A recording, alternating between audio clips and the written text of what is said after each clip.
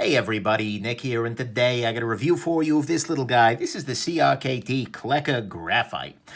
First off, I want to thank Frankie and Bird for sending this knife along.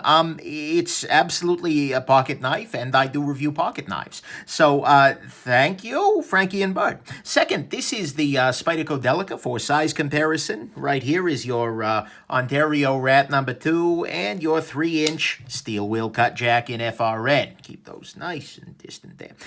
Next thing, there is no disassembly video on this guy because honestly, A, it's a pain in the neck, and B, it won't help. And you can see the entire mechanism here. It's got this back lock thing where it just kind of, it's a backstrap lock.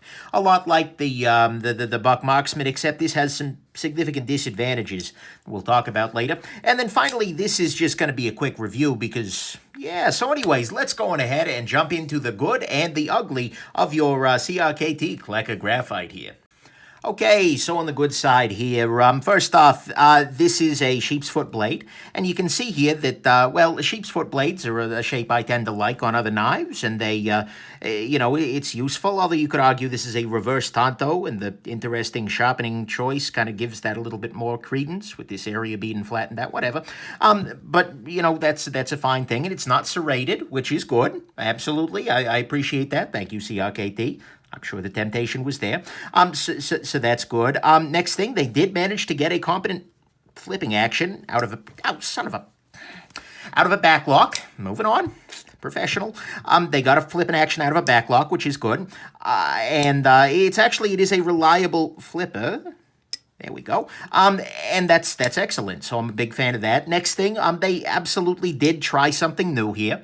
This is very different than any other knife being made by pretty much anybody, and so bless their heart for trying that. And then finally, I have to say, there is an artistic stroke here in the 3 different finishes on the handle, and I say this in all seriousness. I like what they've done here with a blasted area down here,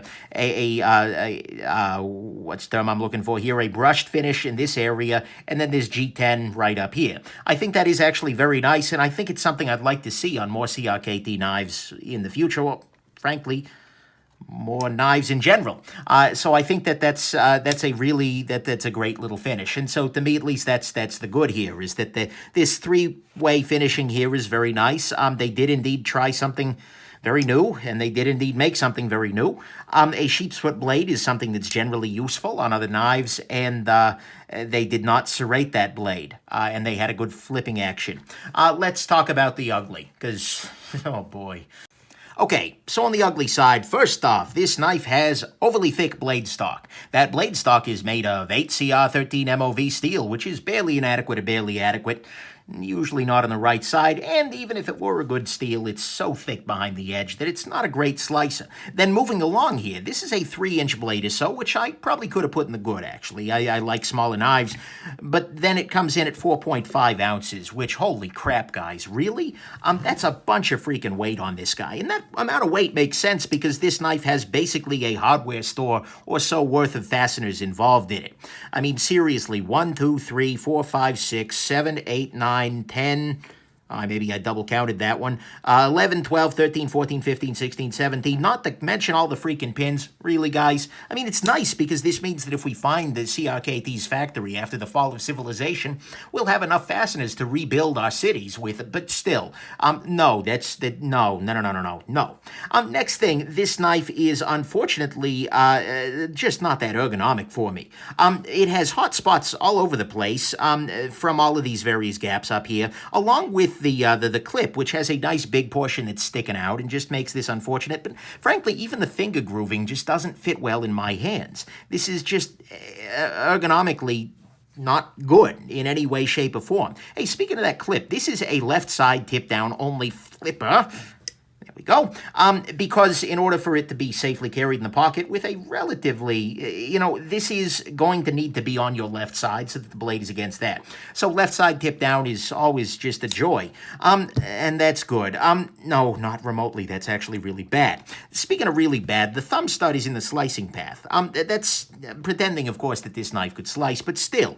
The thumb stud is in the middle of the freaking slicing path, but it doesn't need to exist because they have actually given this knife a very good opening mechanism in the form of this freaking flipper tab. And so having this thumb stud on here in the middle of where it would cut is just unnecessary and ugly, and honestly, it doesn't work that well as a thumb stud either.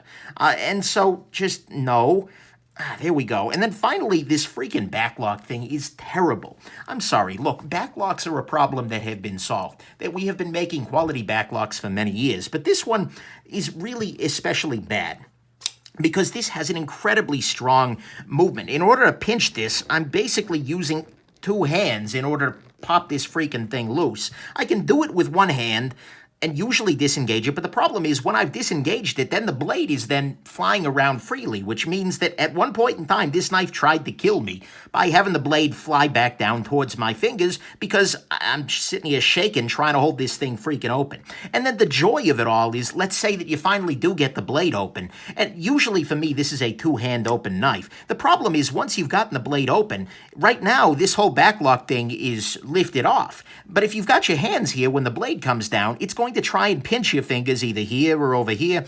This knife will try and hurt you then too. So it's trying to hurt you as you as you open the knife, open the lock that is, and then again as the lock closes. Yeah, I mean, you heard it get me earlier. Well, at least you heard my reaction when it got me earlier in this review. This is just really, really bad.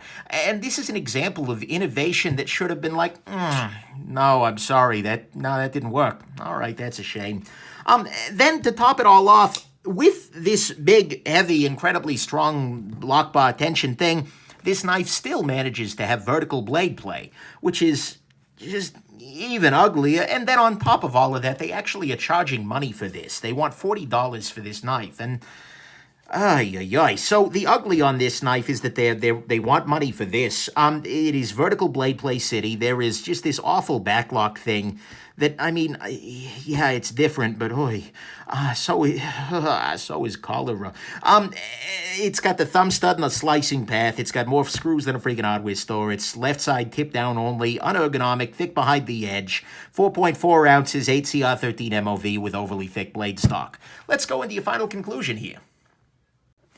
So, final conclusion, no, nope,